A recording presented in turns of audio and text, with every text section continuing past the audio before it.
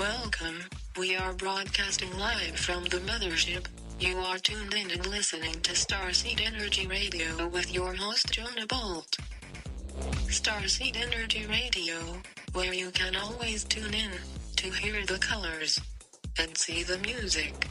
Starseed Energy Radio goes live in 3, 2, 1.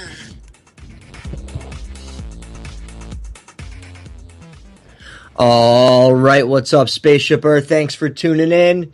You are now receiving a live transmission from Starseed Radio, where you can always tune in to hear the colors and see the music. I'm your host, Jonah Bolt, the Octorian Starseed. And today is Monday, September 28th, 2015. We had a powerful day yesterday, an eclipse, a blood moon, another alignment, very, very powerful energies. And today, we're going to get into that a little bit more with Ryan Matthew Dernick on some more alignments and some astrological things that are lining up. This is going to be a big week here. But first, before that, I want to thank everybody for the Synergy Oneness webinar that went off yesterday. It was amazing. We had Dan Winter, David Sarita, Sterling Allen, and Dave Parker from the Free Energy Party. It was a 4-hour webinar. It was awesome. So everyone out there who missed it, check out synergyoneness.com. Make sure you reserve your seats for the upcoming webinars. We have 4 more once a month all the way to the end of the year till January 6th. So check out synergyoneness.com, as well as check out starseedradio.com for the latest news and updates. And please also, not just that, but send us some stories. If you have any stories or topics or anything out there, be a reporter, send us in, the information, and we'll talk about it, do what we can to get it out there. And as always, check out Ryan's bellwetherpost.com. He's always posting up new articles and stuff like that, so stay connected. Also, if you haven't contacted starseedtechnologies.com, please do. We're still giving away free shungite. We just sent out some shungite to Australia. We just sent out some shungite to Italy. So we are getting contacts all over the world. Call us 24/7, 7 days a week. Doesn't matter. Toll free, 888-400-2328. Again, that number is 888-400-2328. So please give us a call anytime, 24/7. We want to get this quantum healing stone out to you, and we also want to get all this information on free energy out to you as well. So please give us a call, connect with us, and of course, check out synergyoneness.com. With that, we're going to go ahead and get our show started with our daily quote. There are 3 groups of people you should never forget. 1, those who help you in difficult times. 2, those who left you in difficult times. And 3, those who put you in difficult times. That quote, the Gentleman Warrior. I'll post it up on starseedradio.com. Such a true statement. And with that, we're going to begin our segment called the Daily Download with our very own Ryan Matthew Dernick from bellwetherpost.com. Lots of news and stuff to cover today. So with that, good morning, Ryan. How are you today? Greetings and salutations, Jonah. How you doing today? I'm doing great. Doing good. You had a good weekend? Most definitely. I had a great weekend. I hope everyone caught the harvest moon, blood moon, and the lunar eclipse. It was quite amazing this weekend when the moon passed through the shadow of the Earth. It really peaked. The lunar eclipse actually peaked at about 9:45, and then it transitioned into the blood moon thereafter. So I got some cool shots. Me too. Not real. You got some cool ones. Yeah, it was pretty interesting. You could. Yeah, it was beautiful, actually. But in regards to other goings on, celestially speaking, in regards to the sun right now, a big sunspot, AR2422, it's developed an unstable beta-gamma delta magnetic field. And this is harboring energy for strong solar flares. No forecasters are estimating about a 40% chance of an M-class flare. And it hasn't been in a while that they said any possibility of an X-class flare, but they're giving about a 5% chance of an X flare. So on September 28th today, the sunspot is almost directly facing Earth now. So any eruptions will be geo-effective, meaning they will cause the northern lights at the far northern latitudes. And the other thing is, if it's an X-class flare, since it's Earth-directed, it could possibly hamper some communications. As we've always talked about, not only you and I, Jonah, but George Norrie and many others have talked about the grid is very vulnerable. Michio Kaku also said this, who was a professor in New York, that the grid is very vulnerable. It actually wouldn't cost that much to actually reinforce our grid. It would cost about $100 million, though they still want to not give that very nominal, in my perspective and view, a very small amount of funding. In regards to other seismic activity going on over the weekend, there was a 4.7 magnitude earthquake in Nevada region, and this will actually be the third 4.7 about earthquake they've had in the last 10 months, and an ongoing swarm that's been going on for the last year. More recently, a 5.4 magnitude earthquake just occurred 51 kilometers northwest of San Antonio de los Cumbres in Argentina. A 4.8 magnitude earthquake 31 kilometers northwest of Tumbes, Peru. A 4.7 magnitude earthquake at the central mid-Atlantic ridge, and that's at the divergent boundary that's about equidistant between the western side of coast of Africa and the eastern coast of the United States in the middle of the Atlantic Ocean. A 4.8 magnitude earthquake about 109 kilometers west of Yapel, Chile, where they had on the 16th of September the devastating 8.3 magnitude earthquake that unfortunately killed 12 people. Again, the death toll could have been worse, but luckily they learned their lesson from previous earthquakes a couple of years back, and where the death toll was about 500 or so, it was at 12. And then there was another earthquake in the Mid-Atlantic ridge of 4.8. So those could be foreshocks to a larger earthquake at the Mid-Atlantic ridges. There's been a noticeable swarm of 5.0, a 4.9, a 5.0 in that area, and then another 4.9 in Yapel, Chile.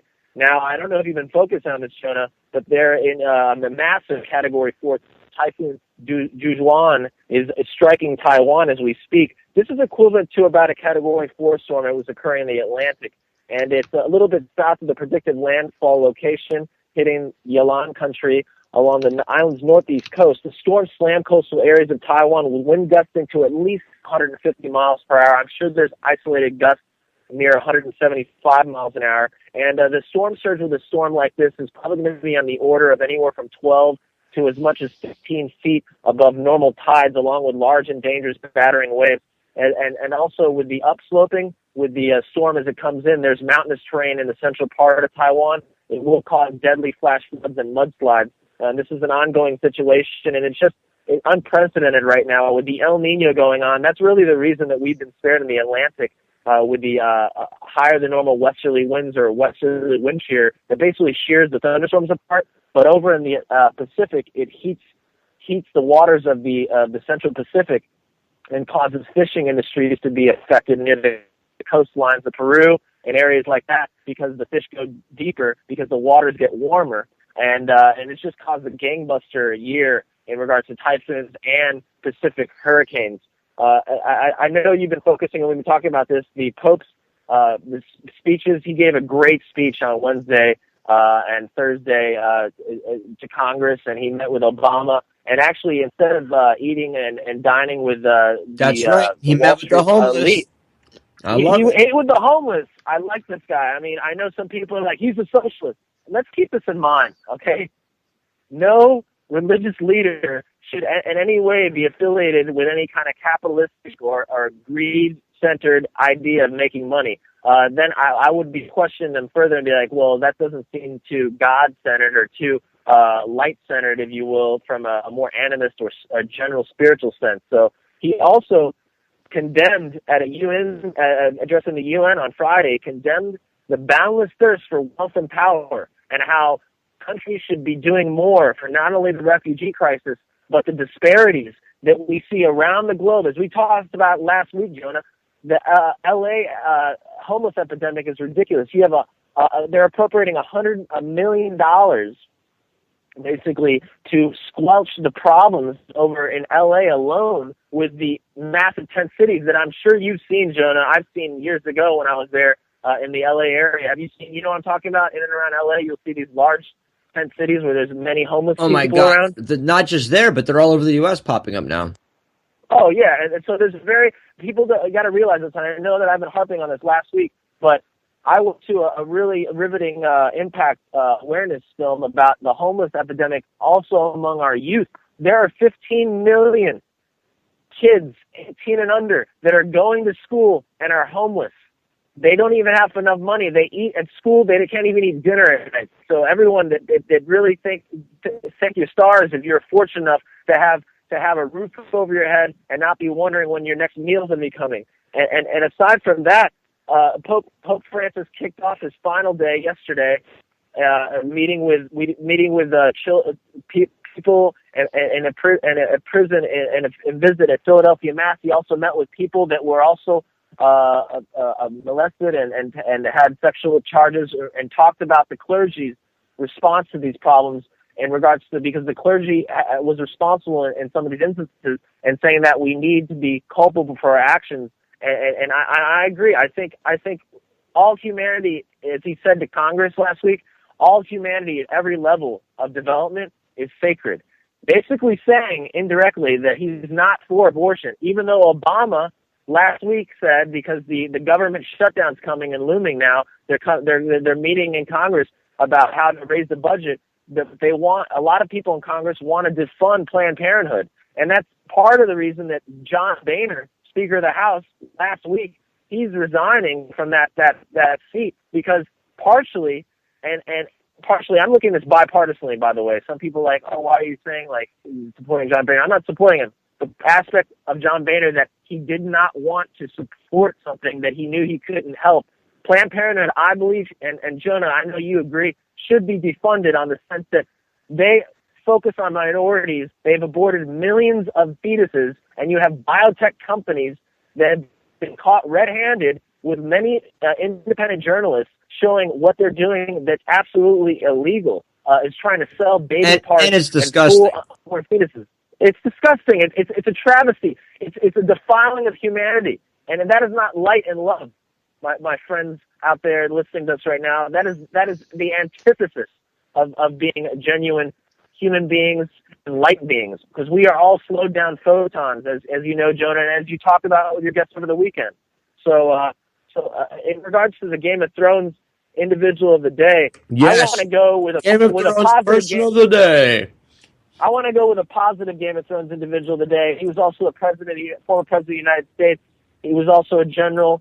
I want to go with Dwight D. Eisenhower. He verbally told us that the greatest threat to our sovereignty as individuals in the United States of America is the military-industrial complex. And I agree. And you've also had, I believe, his relative on the show, Jonah, haven't you? Laura Eisenhower is a close friend of mine. She's also going to be this month on the Synergy Earth webinar. So definitely check out Laura Eisenhower. I love Laura. She's a speaker of truth. So I'm with you. Let's go with that. Game of Thrones person of the day, Dwight D. Eisenhower. Well, I really appreciate your time, Jonah, and as always, you do such a great job, and I really love working with you, and I wish you a great day. Great, and everyone, please check out Ryan Dernick's website, bellwetherpost.com. He's always putting up new articles. His Twitter feed is up on starseedradio.com. He's always putting out different articles to stay aware. So with that, Ryan, thank you so much for joining us on the show, and have an amazing day, and I'm sure I'll talk to you a little later. Definitely. Excellent. All right, with that, we're going to bring on our main guest of the show. And this main guest is also a speaker of truth. He is known all over the world. To give you a little background on him and his wife, although George is joining us today. George Cappannelli is a popular author, speaker, and co-founder of Age Nation, a digital media company and social enterprise, and the Age of Empowerment, a nonprofit organization that supports people and organizations serving vulnerable sections of our aging population. There are experts on individual, organization, and societal change, and well-known consultants, coaches, and keynote presenters who have worked with thousands of individuals and hundreds of the world's leading institutions in both the private and public sector, including Boeing, NASA, the Walt Disney Company, Oracle, PepsiCo, the Los Angeles Times, U.S. Navy, and more. George and his wife have appeared on hundreds of television and radio programs during 2 national book tours, and in conjunction with their other projects and programs, including their own radio talk show, Talk About Your Life, in Phoenix, Arizona. George is also an Emmy Award-winning film and television producer, director, and Sadina, his wife, has been a member of the Screen Actors Guild since 1979, my birth year, having appeared in numerous films, television programs, and theatrical productions as well. And with that, George, thank you so much for joining us. How are you today, Star Brother? I'm really good, thank you. It's a pleasure to be with you. Just Excellent. a pleasure. Thank you. George, if you would, we have about a good 15-minute segment before break. I always like to dive into the background of you personally. When did you first have your own, say, awakening to where you realized that your mission is to now be a speaker of truth, get this information out, get to as many people as you can, and help awaken, help self-empower people? When was that epiphany? Did it start from a little kid? Did you have a sudden awakening? What was the story behind the motivation of what you're doing now? Well, I think it did start when I was a little kid. It's really strange. I think I was 6 when I had my first radio program. I was a kid growing up in Boston, and at the time they used to have these things called safety patrol people, and you would help other kids cross streets and do that sort of thing. And I remember. And for some reason or another, I was asked to do a segment on a radio show in Boston, and so that was my first media experience. But even before then, when I was in school, I would be asked to tell stories at times, And when I did, I always found that something unusual happened, that it was as if the kids who were listening to the story were looking at something beyond me or behind me. I don't know how to describe it, but it was a really an odd phenomenon. I often was tempted to turn around to see who was standing there. And then one day I realized that it was because when I opened my mouth and I spoke, a different kind of intelligence came through, one that I wasn't always conscious of. So, and all my life I've been blessed to have had the opportunity to speak with people, to coach groups and organizations. And I've always been blessed to know that it's not just my individual intelligence, but my ability to connect with a collective intelligence that makes what I do meaningful. So since you were 6 years old, as you said, you've had this sort of media experience, and since then it bloomed. How has it been, or how was it growing up as a teenager in college or schools, like in your younger years?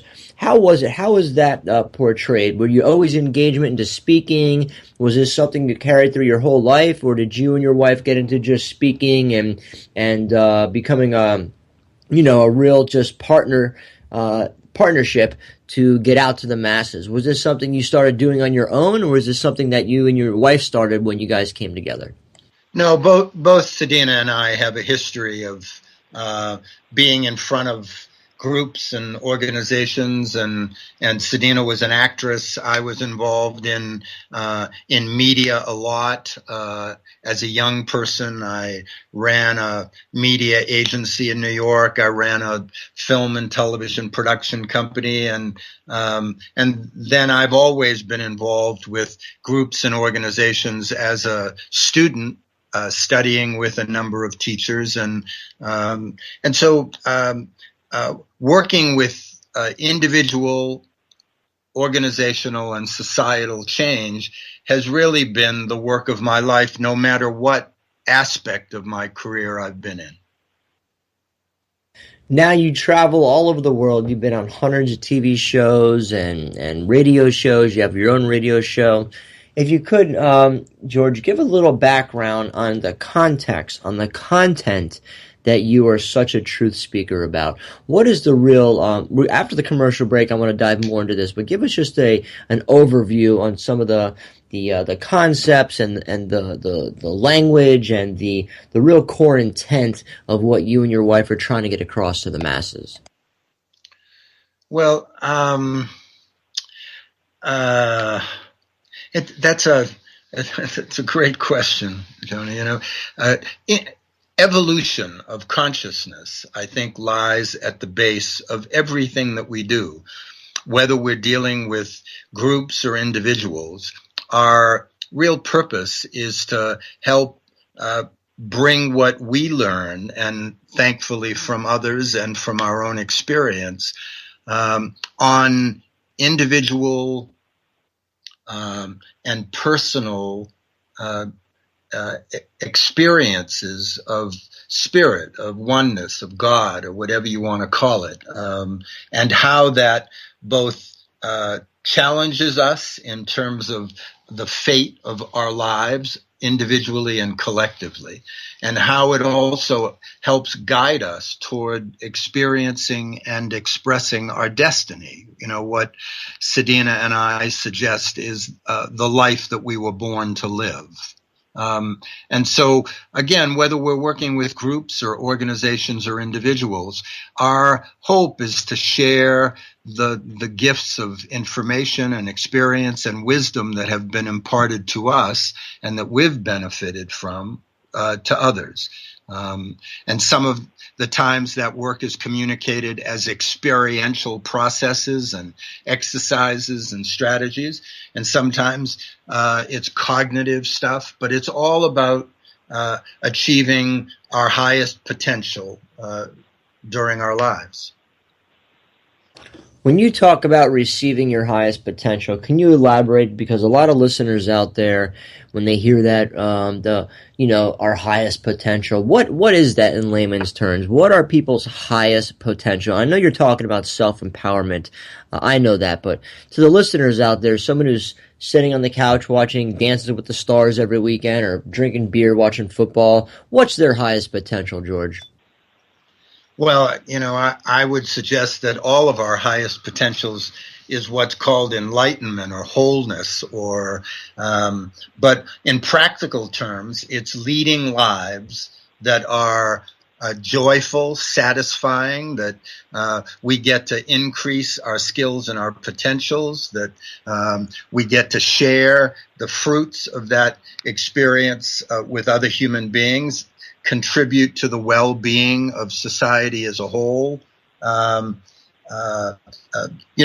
It's said that there isn't perfection in the physical form, but there is a constant evolution toward greater degrees of excellence. So whether you're cleaning your house or creating the next great invention, whether you're writing or painting or whether you're fixing your car, each of us can learn how to be more present, more in touch with the energies of the present moment, and to do what we do in the physical form with greater and greater degrees of excellence. And that's, for me, when people are on the road to experiencing their higher potential.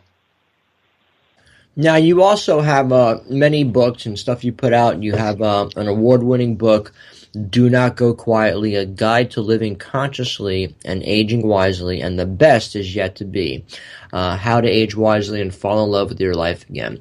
A title like that is very captivating, and when we get back from the commercial break, I want to go over some of the 25 keys to making change work for you, because I think that by going over these different keys and giving people examples is very important. Now, you and your wife, the co-founders of Age Nation, you've been privileged to work with over 100,000 people who have attended your public seminars, your workshops, your retreats. I mean, hundreds of businesses.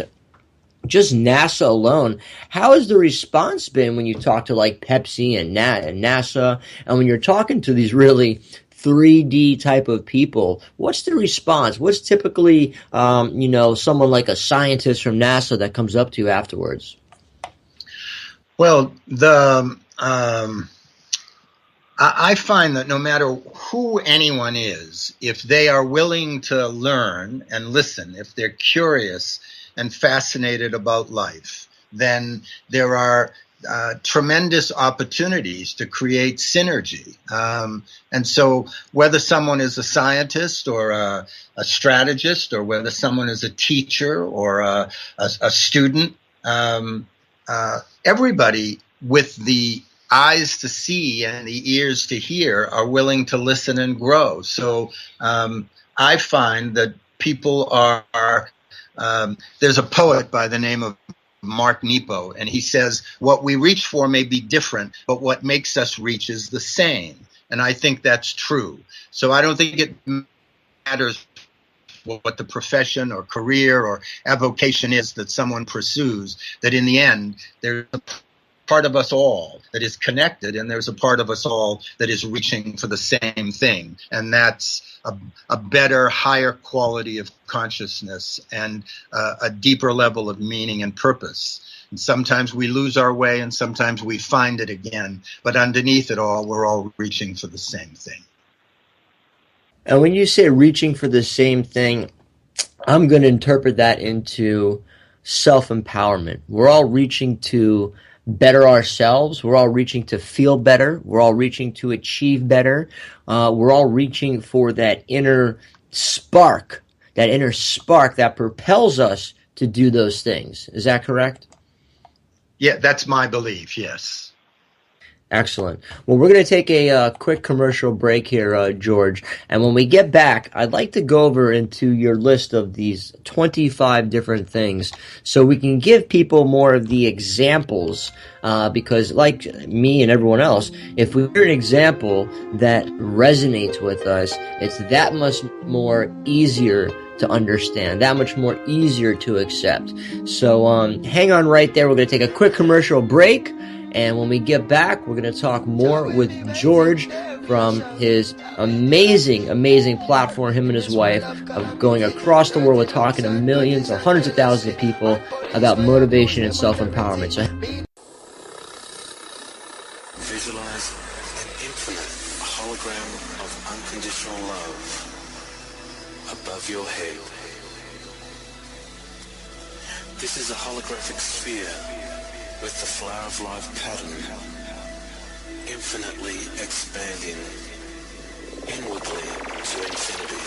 The all-new Sacred Geometry Shop has arrived, featuring 8 of the world's most renowned sacred geometry and visionary artists. The mission of SGS is to embed sacred geometry art, frequencies, and equations into all conventional products in order to raise the vibration and help heal one's own individual life. Products include art, canvas prints, skateboards, Galaxy and iPhone cases, clothing, hats, jewelry, home decor, yoga mats, and a new sacred geometry skincare line. Enter the word STARSEED for an additional 25% discount. Log on today to sacredgeometryshop.com and feel the vibration. The Coral Bay Domain is an exclusive community for people with an environmental consciousness and self-sustaining spirit. It will be the Caribbean's first totally green and off-the-grid residential development. This development showcases doing more with less and energy freedom. The community is located in Coral Bay on the island of St. John in the Virgin Islands. It will consist of 16 residential units in 8 duplexes. Each unit is a geodesic dome with electricity supplied by a vertical wind generator for each unit and a shared solar array. Please visit www.domain-llc.com for more information. Portal to Ascension is bringing forth groundbreaking information and awareness from the world's top visionaries, scientists, speakers, authors, doctors, and spiritual leaders that are assisting humanity in unlocking their true consciousness. We explore and pioneer cutting-edge information from globally renowned leaders on conscious topics through our integrated multimedia platform for online and live events. These events are designed to empower and increase awareness for all of humanity, so we may collectively shift into a paradigm based on unity, transparency, and truth. We explore a wide variety of consciousness relating to self-empowerment, sacred sound and vibration, UFO disclosure, ET awareness, true ancient history, quantum mechanics, metaphysics, conscious living, and spirituality. Our online platform is designed to assist you in expanding and awakening your consciousness. The Portal to Ascension website can take you front row seat live to the educators, teachers, and wisdom keepers themselves. Log on now to www.portaltoascension.com. Hello, citizens of America. We are anonymous, And we have been observing as your country's leaders have lied to you and placed your freedom and your constitutional rights into jeopardy. We are very disappointed about this, and we have decided to take steps against what you are facing. The world is watching America. We are also watching. We are anonymous. We are legion. We do not forgive. We do not forget. Expect us.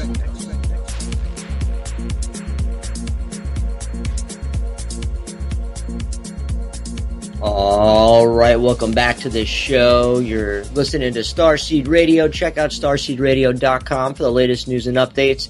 And if you haven't called for your free piece of elite shungite, an amazing quantum healing stone, please give us a call 24/7, 365, anytime at 888-400-2328, or visit starseedtechnologies.com. And also check out starseedradio.com for the latest news and updates, as always. And of course, our Synergy Oneness event happened yesterday, the first of 5 series. This next series is going to be amazing, so please check out synergyoneness.com. We are now joined by special guest George Cappannelli, talking about just motivating people to speak their truth, to self-motivation, your meaning and purpose in life, just talking to hundreds of thousands of people all over the world, doing seminars, workshops, retreats. And now, George, I want to jump into some of the key things to making your life change. One of your books say, Yes to Change, 25 Keys to Making Change Work for You. If you would, George, let's go into some of those keys to making change work for you, if you would, please. Oh, sure, John. It's, we've talked about some of them without talking about them. One of the keys, the key that begins that book is called To Begin in the Beginning. And, a lot of us tend to kind of jump or stumble into things wherever we're at, rather than building a quality foundation of knowing where we're going, understanding some of the challenges we might meet along the way, being ready for surprise and for opportunity. So we always suggest that people pause before beginning things and give it a little thought and consideration and feeling, and invite some guidance and some insight. We also suggest that saying yes to life is a key. Being open, curious, fascinated, being willing to accept the many opportunities, the gifts that life offers, instead of living a life of resistance and saying no. Saying yes opens us to incredible possibilities. We talked before about celebrating excellence, which is another real key. Just doing everything that we do with the commitment and the willingness to learn and to do it better, because one of the things we believe, Jonah, is that we're here on the earth, which is kind of a giant school, and we come here to demonstrate what we already know and to learn what we don't yet know. And so excellence is such an incredible key. Eliminating limiting beliefs, the restricted things some of us carry into the world with us, and some of us pick up along the way when we're young, things that get in our way, that limit our infinite capacities and remarkable abilities. So learning how to identify those things and replacing them with much more valuable beliefs that empower us and encourage us and inspire us. One of our keys is to violate the appropriate. There's a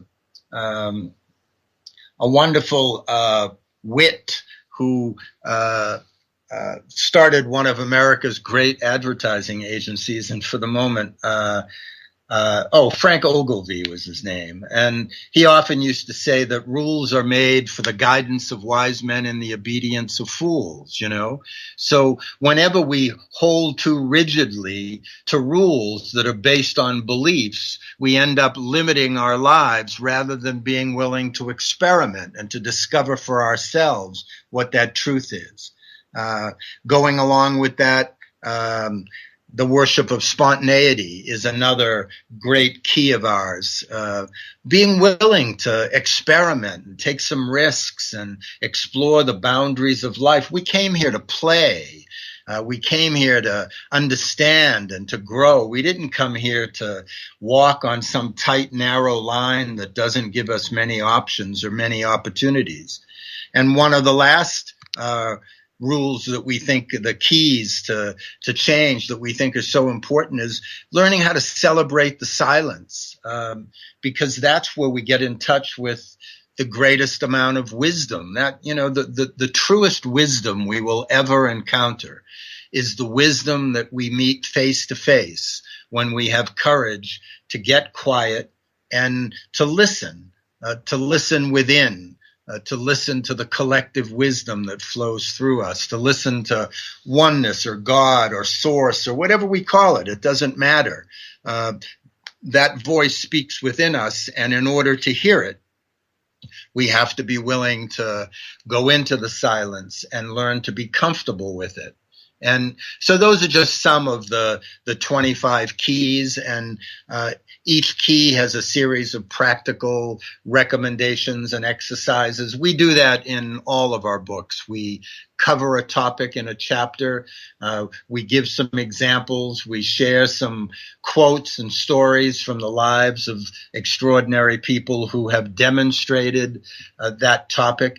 And then we give a set, or sometimes just a single practical exercise that someone can do to integrate that wisdom more into their lives. Whether it's say yes to change, or authenticity, or you mentioned before one of our latest books, Do Not Go Quietly. It's a guide to living consciously and aging wisely for people who weren't born yesterday, we like to say. It's filled with wisdom that helps people live more conscious lives and honor and inherit the wisdom and the experience that they accumulate as they live. We live today, Jonah, in a world that is so youth obsessed and age averse. And yet, aging is not a disease. It's a natural cycle and part of life. And it's also an extraordinary time of life. Throughout Do Not Go Quietly, we share countless stories about people who were in the second half of life. They were in their 50s, 60s, 70s, 80s, 90s, and they were just actually beginning to accomplish their greatest things. So in a world that thinks life is over at 40, and we live an illusion of consumption and speed, our advice to people is that we're here to inherit our dreams, that it's never too soon or too late to inherit them, and certainly never too soon or too late to manifest the unique gifts that each of us brings to a world that is so desperately in need of them. Absolutely, George. I can't agree with you more. And one of the things that me and a lot of my friends have been focusing on is building these eco communities, these new age, these cities of lights where everyone is together. There's no need to separate once you're 55 and older to go to these communities and the youngers go to these communities. We need to keep the vibrance together. The vibrance of the youth and the grandchildren with the elders is what keeps that vital energy alive, their auric field, their energy field, and that's what's missing. You're 55 and older, you got to move over here to this home, and when you're this 65, you got to go in a self-help home, and when you're all of that is just the system separating us from them knowing. I truly believe that when we synergize, when we come together, when you see your grandchildren and your grandchild run up with that big smile and that big hug, it lights you up. It energetically changes, metaphysically changes your body, your alchemically changes it. It gives you that energy force. And that is so important. Just like here in Florida, we have all these 55 and older homes and blah, blah, blah. It's like, that's ridiculous in my mind. It doesn't make sense to separate that. So what you're saying is just right on. There's no stopping anyone at a certain age. My grandfather's turning 90 next week. I'm going to go see him, and he's alive and kicking. He's sharp as a woo. He's right on it, and that's the beauty of even me going to see him and visit him, is I'm going to bring that light. I'm going to bring that energy into him and give him that big hug, and that hug, that transfer of energy, literally shows in quantum physics and quantum mechanics that energy combined lights them up. We pass that light on to another, and we help to pass that life force. So what you're doing is not just talking and speaking and engagements and telling people. You're actually giving people sort of the secret to life. The secret to life is synergizing and being around the energy that will keep you living and keep you going. Well, people are well into their hundreds nowadays, and I truly believe that when you intermingle these communities with the grandchildren and the children, the great-grandchildren, you bring in that life force that is missing, that life force that allows you and the elders and people like my grandparents to absorb that energy, and the I say elders because anyone who's in their 70s, 60s, 80s, 90s has such knowledge of life, it's like a library, it's like a shaman. They've gone through so much, there's so much to learn from them. And the way society is right now, it's like you get separated. Oh, you're 55 and older, time to retire. 65, stop working. It's like those are the programming systems that this country and others have set up to break that law of synergy, to strip us apart from that law of coming together and vibrating at a higher frequency. So what you're doing, George, is not just speaking and talking. You're about bringing that synergy and energy together, because that is so powerful. And I see that, I know that, I feel that. So what you're doing is not work. It's bridging the worlds and bringing back the tribalism that has been here and is still here in many parts of the world. Every indigenous tribe brings the elders into ceremony, brings them into the drumming, brings them in to the ritual, to the family, because they know that energy, that synergy helps them live longer and keeps them active in the community. Well, in addition to that, Jonah, what's extraordinary is, we're moving into this time of demographic revolution in which 50% of the population in every industrialized country in the world will be 50 and over for the first time at the same time in history. And so one of the things we do, as you say, is not just talk about or write about, but we have these conferences. We have one coming up in Denver on the 9th and 10th of October under the title Enlivened Living.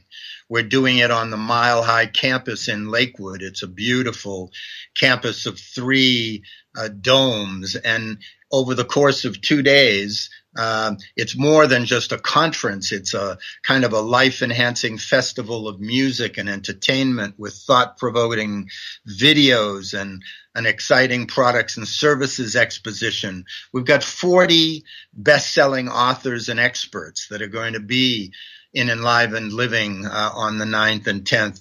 People like Joan Borensenko and Amit Goswami and Norm Shealy and Mark Nepo and Daniel Brinkley and Marilyn Schlitz and Kelly Walden Sullivan and Cynthia James and Randall Hayes and on and on and on. Great people who talk about how to improve health and gain resiliency and vitality and explore new careers and alternative relationships and alternative lifestyles and diet and nutrition and creativity and also learning to heal the loss of loves and recover from some of the significant addiction problems with new strategies that are present in our world. So, we do this kind of thing, Jonah, as you say, because we want to build new communities where we lose the walls that are being built between Gen Ys and millennials and boomers and elders, we have to come together. You're absolutely right. We have to not only build new kinds of multi-generational communities, but we need to build bridges of understanding across these generations. And that's what these conferences that we do under Enlivened Living, and they help people navigate the future. They help people come into possession of new tools to build greater awareness in each present moment. And they also allow people to learn practical skills and resources that can help them live each day of their life better. And the other thing that we do, Jonah, is that we make these conferences available at very, very modest prices because we want a maximum number of people to have the opportunity to participate. So in this conference, Enlivened Living on October 9th and 10th in Lakewood, Colorado, people can experience the whole weekend for $27 or $15 for day rates. There are a couple of special evening events that have a separate ticket where we're doing a preview of a remarkable new documentary called Dying to Know that's about the end of Timothy Leary's life and his reunion with Ram Dass, and it's narrated by Robert Redford. Gay Dillingham, a really talented documentary filmmaker, created it.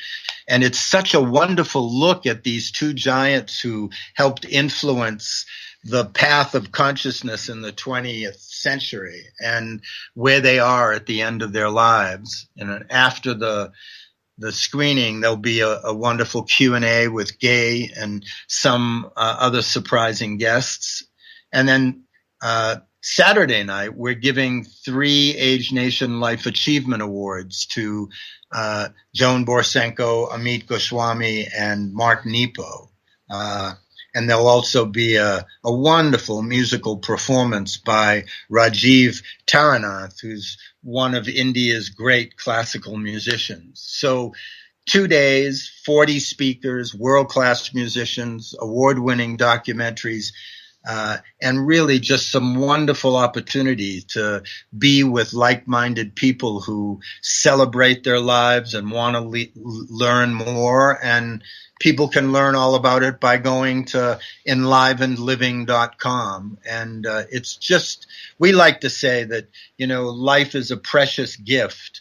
And if you want to inherit more of the gift that's yours, then keep learning, keep opening, and keep listening to some of the leading wisdom keepers of our time who can help guide us all. And I think that's the secret, George, is if you keep learning, if you keep expanding, if you keep your mind active, you don't fall into the Alzheimer's, you don't fall into the void of not knowing what your life is going to be now that you're in your 80s or 90s. If you keep engaging in knowledge and learning and keeping your mind active, science shows that now, that by keeping you sharp and keeping your mind active and open and learning and enhancing it and getting involved, your mind, by staying so active, keeps your body active. And that's one of the issues I'll bring back is separating people. Oh, you're 65 and older, you got to go sit in this home over here, like my grandparents did. And they sit in these little cookie cutter homes, and they just sit there and sit there and sit there until they pass. That is not what society, what we want to see and build and co-create together. Those are the ways to really disrupt the life force of people. And I think that's what you're bringing back with your speaking, you and your wife, is you're bringing back that synergy, that energy to people, like, hey, keep learning, keep engaging, keep reading books, keep watching TV, keep just doing active things for yourself, because the more active you can be, the longer your life will be. Some of the Asians, and I've read over in Asia, and I'm sure you're well aware, they live way far into the hundreds. Some of them have been documented 120, 140 years old. I mean, it's unbelievable. And why? Why? Is because a lot of them over 100 years old are still working in the rice fields. They're still engaged with their families, eating dinner every night with them. They're still embedded in the community. They're still part of the community, and they're still accepted as just an equal person in their family and their community. And that again, they're still, Jonah, what the other thing that you're alluding to is that they're still sharing what they know and giving back to the world around them. And it's that two-way. Yes. It's the receiving of new information and wisdom and opportunity and whatnot. And it's sharing what they know, and that giving and receiving, that full cycle is, as you say, what keeps people alive and vital. And that's, why we call these conferences Live and Living, and why Sedina and I write what we write. And I know it's why you do what you do. I mean, there's such vitality and energy in your program, and you're sharing such great information with people. You receive it and then you share it, and that opens the channel, Absolutely. It is, as we've saying, we're givers, we're receivers, we're acting as batteries. We bring the information through the top, we ground it out to Mother Earth, and in that way, in that conduit way, as information, we bring it in and we hear it out. We talk to the elders, they give us the information, we internalize it, and we put it out, we interpret it in our own ways. And therefore, we keep the story alive. We keep the story of life alive, the story of humanity alive. Without that, with separating people, we don't have a story. And now is the time, I know you know this, it is now time in the age of Aquarius to write the new story of humanity. Yes, it is. And, for your listeners, for those of you who are anywhere near the Denver area who can join us on the 9th and 10th of October, please go to enlivenliving.com and sign up and learn about all the speakers and the great things. And if you're in one of the other areas of the world and you listen to Jonah and his incredible program and you can't be with us in person, go to the site enlivenliving.com and find out about the live streaming. You can sit in your own home and benefit from the wisdom that these extraordinary and gifted authors and experts and musicians are going to be sharing. So it's just there's a management guru by the name of Peter Drucker, and Peter says, if you want to know the future, invent it. And that's our belief. We have the opportunity to invent the future if we're willing to be open and curious and learn and do all of the things that Jonah talks about and that we've had the privilege of talking about with him today. enlivenliving.com. Great. Thank you, George. And before we end, we have a few minutes left. What are some pointers? What are some advice that you can give to our listeners? And I'm not talking about the elders. I'm talking about the youth. Let's talk to the teenagers, the 20-year-olds for a second. Give them some pointers. What are some directions that they can take, that they can help in addition to what we talked about today? Meaning, volunteer some time at a retirement home. Go read a book to a grandmother or a grandfather. What are some recommendations of some activities to help bridge that synergy of the youth to the elders? Well, first of all, remember that you came in with a great deal of wisdom, that you don't have to be older to share that wisdom. Secondly, remember that you don't know it all. So be willing to engage with people that have had more experience than you have. Share the knowledge, the energy, and the wonder that you have, and learn from some of the discernment and experience that they have. For me, one of the most incredible lessons I've learned in this life is to differentiate between believing and knowing. If I had that understanding earlier, it would have saved me a lot of grief. We live in a world that is so overwhelmed with information and content, and a lot of times we don't realize that a a lot of the things that our society operates on are beliefs. They're beliefs that are transmitted from one generation to another.